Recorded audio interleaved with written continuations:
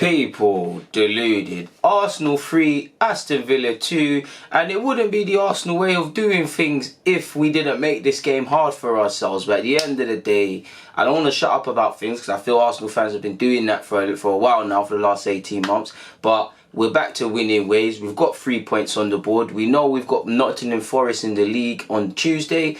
After that, we're playing Manchester United away from home at Old Trafford, a place where we haven't taken 3 points in a while. We had an opportunity to do it last year. Ironically, stupid defensive mistakes led to us unable to do so. Hopefully, we do better. But either way, we needed to give ourselves some sort of insurance because who knows how that game's going to go. It's almost a double whammy because United or Solskjaer has to get them to put in a performance for them in the next game, or he might lose his job because obviously they lost to West Ham. So we need to be fearful of a fight back and whatnot. And I don't have the stats to hand, but United's form could be a mad contrast like ours at home and away. So that's for another one. But the point I'm getting at is obviously we needed to take 3 points today. We haven't taken 3 points in the league in a while. The Watford game has been and come. We was poor to say the least. We dropped 3 points. Spurs, you already know. Liverpool, you already know. We haven't won in a while. We can't feel sorry for ourselves. We need to get back into winning ways. And on one hand, we've done that. On the other hand, there's serious question marks within players, more so than we already knew. And we have to keep it 100. There's serious question marks with the manager now. I want Emery to do well. He is still my man, but you can't defend the undefendable at times, and we're not playing convincing. Some of the selections are bewildering. It got to the point where you can hear on the streams and the TV, fans are applauding certain substitutions, both coming on and off the field, people. And we made this, like I said, more hard work than we needed to. Ironically, people, before we crack on, we knew we needed to win this for the obvious reasons. Spurs, United and Chelsea, well, Chelsea have lost now, but they were losing at the point when I started tuning into Arsenal. But these teams that are expected to make up the top 4, they drop points, so we've got to take advantage of this sort of thing, man. You're not going to find too many Premier League weeks this happens, so we need to get back to winning ways. And no disrespect to Aston Villa, but who more than them? I personally feel they are, again, like I said in my preview, not our bogey team, but they're a team you need to be wary of, certainly since we've moved to the Emirates. And today they showed it. Sorry, shown's not a word like that, I think. I feel we started off strongly. I felt we was passing well, we was decent. It became evident of what Aston Villa's game plan was, to come here, to not give too much space away in central areas to frustrate us. It became quite clear very early on that we're going to need someone, if we're going to take the lead and win, with an eye of a needle pass, a bit of bravery. It's not going to be a thing where we're just going to walk it into the back of the net. And I wouldn't say we were testing their keeper and putting hellfire on him, but he was having something to think about, and it was a confident start. That being said, we was warned, you know. There was a couple counter-attacks very early on from Aston Villa. I think McGinn drew a good save from Leno. There was definitely 2 of them. And then obviously as the game went on, 20 minutes in, we let ourselves down. And Aston Villa take the lead. It's a good goal from their point of view, to be fair. We're not following runners. Guendouzi and Luiz are completely unaware of where McGinn was, if I can remember correctly, and he was the scorer. Aston Villa take advantage of it and go ahead, people. And they've got it all in their hands, because obviously they was expecting to come in and work themselves off. We haven't tested them in particular.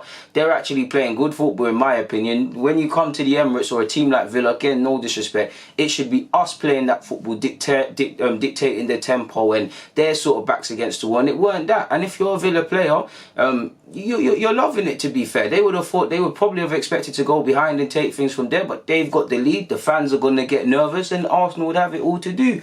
And Aston Villa really threw this game away and gave us something to save face from this because of stupid individual mistakes. For both of their goals they conceded, obviously the penalty, I'm going there jumping ahead a bit, but the penalty conceded, and obviously the build up for the free kick which led to Aubameyang scoring that. I mean, I'm an Arsenal fan, I know the truth, but I've got to be shameless. I think Aubameyang's free kick is the best free kick I've seen in the Premier League. It's better than Cristiano Ronaldo's against Portsmouth.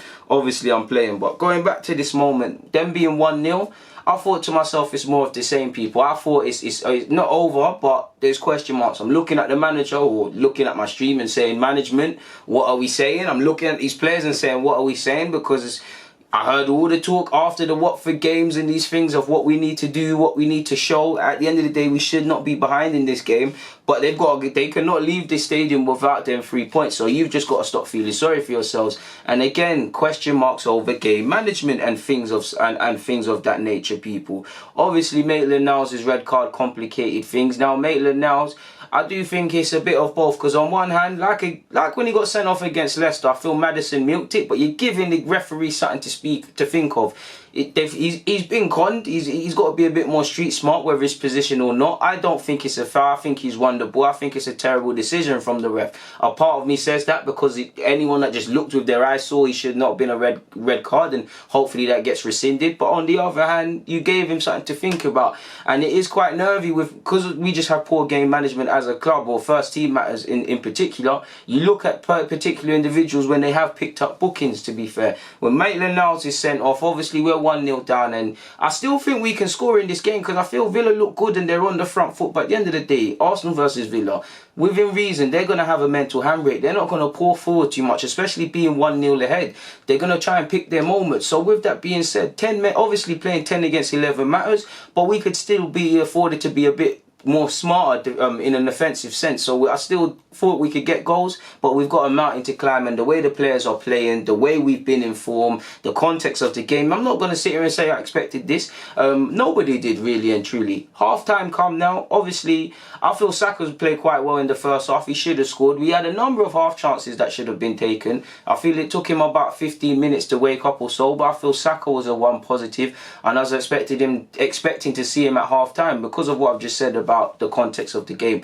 Chambers was subbed on, and obviously he scored. I felt Saka didn't deserve to be subbed, but we can all understand it with the red card, and I do think it is a cop-out a tiny bit taken off Saka because he's one of the less experienced pros and he's the younger player. Obviously, if the manager can take off whoever, the manager doesn't have to care for answers, but I do think some of them senior players are lucky, and I think if that's another manager, if that's Sir Alex Ferguson, he's making a statement, potentially one of them key players is getting taken off. I feel sorry for Aubameyang because he's working in channels, he's not really having much to do.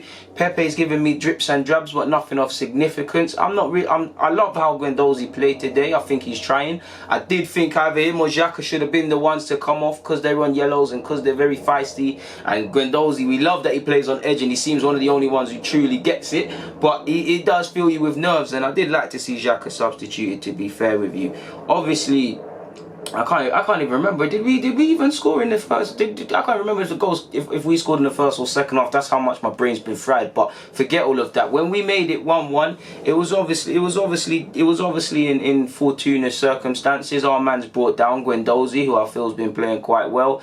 Obviously, Pepe steps up and takes it and converts it. And obviously, at the time, we're 2-1 behind and all of these sort of things. But it's nice to see him get his first goal, somewhat get that monkey off his back, his first goal for the club. Obviously would have liked to have celebrated better and been in better contexts, but maybe after this will help him settle and whatnot, because he's still not all the way there yet. So it's 1-1 at this moment in time. We're back in the game. We need to go out and get a second. Again, it comes back to game management, people, because 2-3 minutes later, Wesley, who's providing a bit of a physical handful, goes and scores. But again, we're sloppy defensively. Game management, you're most vulnerable when you just scored. It's 2-1 ahead now. You're looking at it. How do Arsenal get back in this game, into this game now, people? It really doesn't. It doesn't make any sense. I just had a point that just flew my head. So someone's going to get away with something.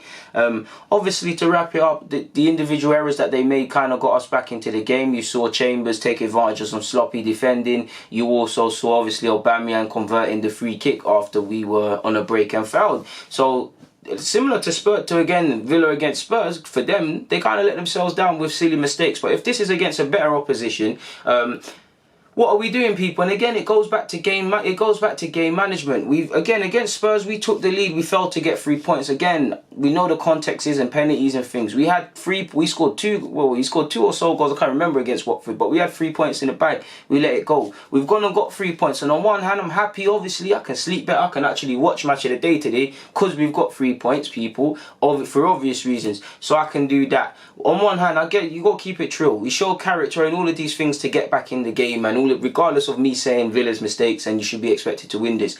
But on the other hand, question marks, people. Question marks over the tactics of starting the game. Question marks over personnel, because there's not too many individuals I could say was out there that played amazing today. I feel Saka was quality today. Not that he played amazing and was a young Lionel Messi, but just a bit of bravery, a bit of shots. Obviously, he should have scored, and he's shown his age. And like I said, it took him 15 or so minutes to wake up. But a bit of that, I feel Guendouzi truly got it. It was gritty today, man. No one played amazing, but question marks, people. Because if we lost, we'd be livid and we'd be asking question marks. We're allowing Villa to come here at the carpet and outplay us. There was a time where we might lose games, but we would play in a certain way of playing football. So there's question marks over these players and question marks over individuals. The point has come back to me. Soccer artists, I know people like that he's hands-on, but I don't know what he's doing where he's doing all that play acting, all of that sort of stuff, man. I don't like to see all them sort of things, man. A soccer artist really has to fix up, because he's really treading on thin ice as a fan base, I believe. I like him. I think he's a decent defender, but he started the season off in poor form, and he's not really covering himself in any light.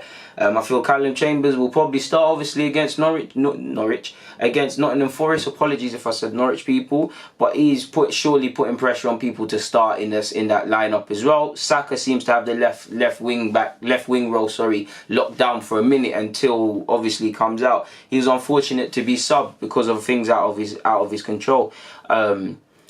It is what it is. We made hard work of this game, people. We made extremely hard work of this game. And the players, I don't even think they should be taking a... Well, they won't be taking a day off. It'll probably be a light session and whatnot. We've got United. I don't expect to see a lot of these players playing against Nottingham Forest, and quite rightly so. The only one... I'll give everybody the night off apart from Aubameyang. Aubameyang would be on my bench. And purely only used, people, obviously, if there's certain situations that happen in the game and whatnot. I'd definitely be looking to start Tyrese John-Jules or something. And this is really the time you kind of crying for both Lacazette and Aubameyang, because depending on who's played slightly more football, one of them potentially could have been thrown in and saved the legs. But these are the games are coming thick and fast. You play like, regardless of how poor United were today, people, you play like that against United, especially at Old Trafford, we're not going to get 3 points. People have already labelled that game El Saclico or something. Both managers face the prospect of being sacked. I don't want it to be Arsenal. I want to win at Old Trafford, but we are not going to win if we consistently are unable to remain switched on. Watford. Villa gave us warning signs before they scored. It's about recognising these moments. It's about game management. And again, I'm looking at these senior pros and thinking, what is going on? Because as much as these young men should know what they're doing, how can I expect... Okay, fair enough, Maitland-Niles has played a lot. But if we're playing the way we're playing, how can I expect Saka, Maitland-Niles, Guendouzi, these players within reason, to have any guidance or to have a clue of what to do if I'm looking at people... that the two centre-halves, a central midfielder, if I'm looking at more experienced individuals that have been capped for their countries to high heavens, done all these sort of things, and they're looking headless, then how can I expect these young guys to make the difference, people? And for me, people really got to look at themselves in the mirror, because it's another game, it's another far from convincing performance. Our last convincing performance was last week Thursday in the Europa League against Frankfurt. No disrespect to the Europa League, but we was expected to do that. No disrespect to Frankfurt, but we was expected to kind of play in that fashion. Yes, there were some nervy moments, but out of all the game weeks, that's our best one. Fair enough, though. For me, the Europa League is irrelevant to the Premier League right now. It doesn't matter, because it's another week where we have not played anything near convincing. We got away with it today. We will not get away with it again. Last season, when we was going 22 unbeaten, these sort of things were happening, people, and the substitutions and the feel-good factor and all these other themes were taking over. Now people can see it's for what it is. We've got some real question marks, people. We can't feel sorry for ourselves. We know we need to improve. We just simply have to go again against United at Old Trafford, people. I have nothing more to say, so I'm going to get out of here. On that note, people, Deluded, thank you for watching and rocking. I'm out.